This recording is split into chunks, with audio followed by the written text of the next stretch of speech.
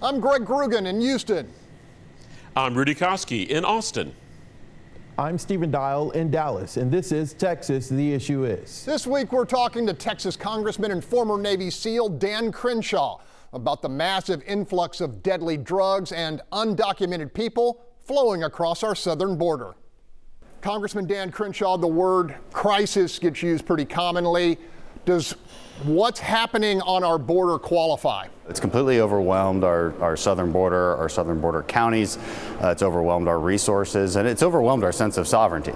It's overwhelmed our ability to admit legal immigrants and legal asylum seekers who actually have a case. You know, we no longer have a system at all, so absolutely it's a crisis. 2 million people so far this year. That's roughly equal to the population of the city of Houston. Is that sustainable? I mean, is there any end in sight? You have a basic problem with illegal immigration. One is the resources that it draws upon, local infrastructure, for instance, especially in the southern areas. But it's also a problem of assimilation. How are we supposed to assimilate into our culture and into our society that many people so quickly?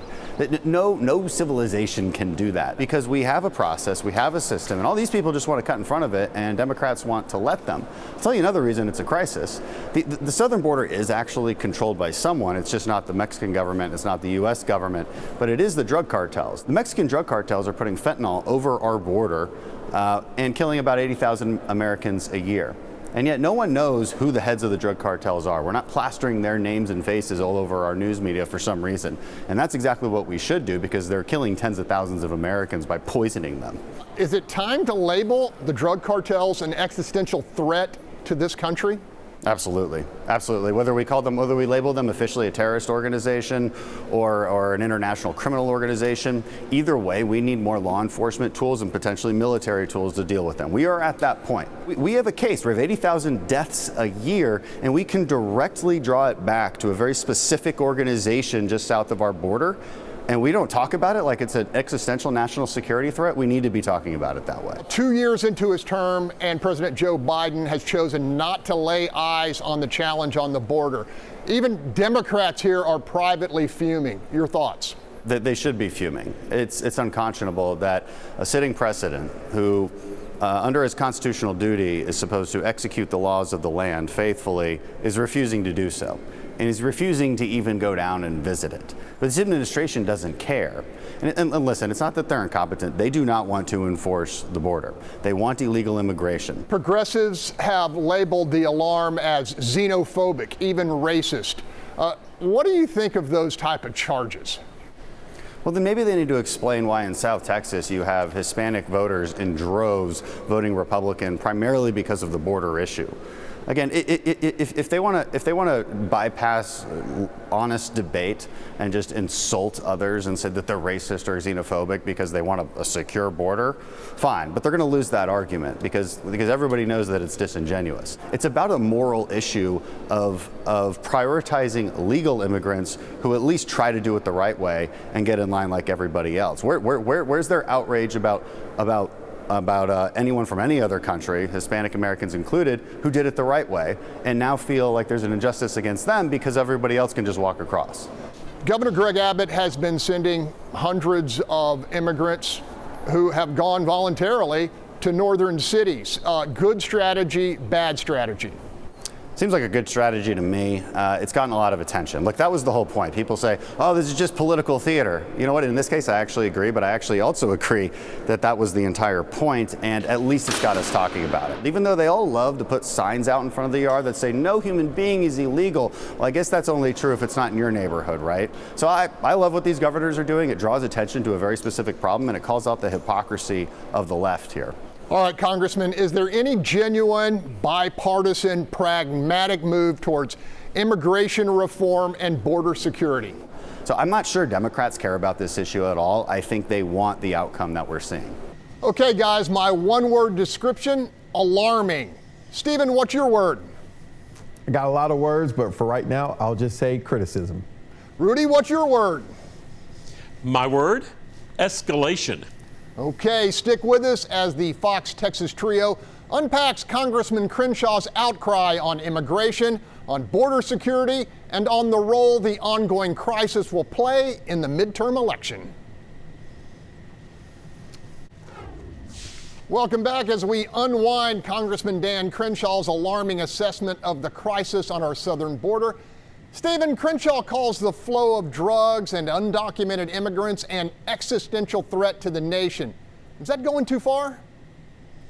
Well, we're heading into the midterms, right? We're weeks away, and words matter, and words are political. Regardless of what you want to call it, have we seen a surge in people crossing and a surge in drugs trying to be trafficked across the border? Sure, but let's keep in mind, fentanyl did not just pop up during the Joe Biden administration.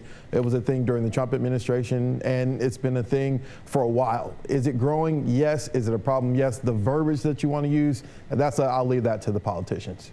Rudy, in your mind, is Crenshaw inflating the threat or telling it like it is? Well, I think what he wants to do with the cartels is a different debate. Yes, they're involved in human smuggling operations. Yes, it's serious. And yes, it deserves a serious crackdown, one that it's getting right now. But if Crenshaw wants something like military drone strikes into Mexico, the way that we already hammer militant camps in, say, Syria, well, that's an escalation that may initially get some applause, especially from the extreme right, and some headlines, but I'm not sure it's an idea that wins broad support when you start considering the consequences of that kind of military action. Reminds me of the movie Clear and Present Danger. Didn't we learn something from that? Okay. Now, correct me if I'm wrong, but Crenshaw accused President Biden and Democrats of not just ignoring the crisis, but actually fueling it. Stephen, was that your impression? That was my impression, and I think that may be a step too far. Okay, so there is a problem. The fact is, President Biden has not been to the border. His border czar, Kamala Harris, has not been to the border. Yes, it looks like it's not a big priority for the president and his administration.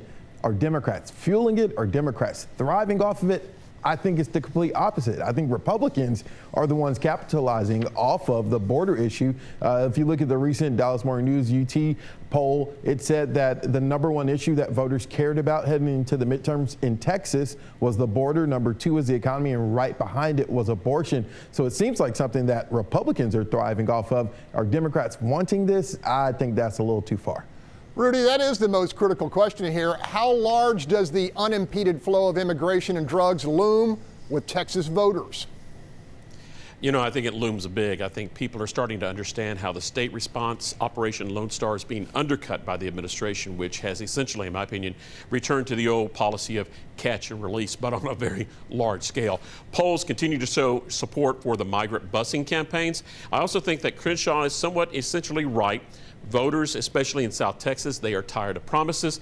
It's not going unnoticed that Democrats have been in control of Congress for 6 years. 6 years. There's been no attempt to help the dreamers. And instead of taking advantage of that self-proclaimed great negotiator, Donald Trump, and getting immigration reform in exchange for his border wall, we've had 6 years of bitter party politics. A huge missed opportunity in my mind that initially helps fuel the midterm red wave prediction. All right, Stephen, what are you hearing? Will concern over the border draw more voters than, say, the Texas abortion ban? Well, if you're a person who likes polls, the polls are showing that Texas voters, at least those that have been polled, care more about the border. Now, compared to a nationwide scope, yeah, abortion is energizing Democrats. That will happen here as well. But the polls have shown the gap that Governor Abbott has over Beto O'Rourke is showing that him busing migrants, him talking about the border constantly is stuff that people care about. Abortion will bring voters to the polls, but it's just a question of will it be enough to overwhelm the number of voters who care more about the border. Rudy, do you agree with that? Well, Greg, you know, crime and the border are certainly the big issues here in Texas, but I don't think that you can, and any Republican can really discount and ignore the abortion issue. It remains a hot topic. It remains part of the conversation. New polls out recently showing that it is moving up in the conversation. And I think if Republicans ignore it and don't address it, it could end up biting them and hurting them come November. So I think very much the abortion issue is still in play. But as this summer moves into the fall, crime and the border, certainly big, big issues. Okay, we're going to have to leave it there. Another look at the interview can be found on our Fox station's YouTube sites. And the conversation continues as we push forward topics on our social media sites like Twitter and TikTok. And join us next week where on Texas the Issue Is, I sit down with RNC co-chair Tommy Hicks. And be sure to remember to let us know what you think the issue is.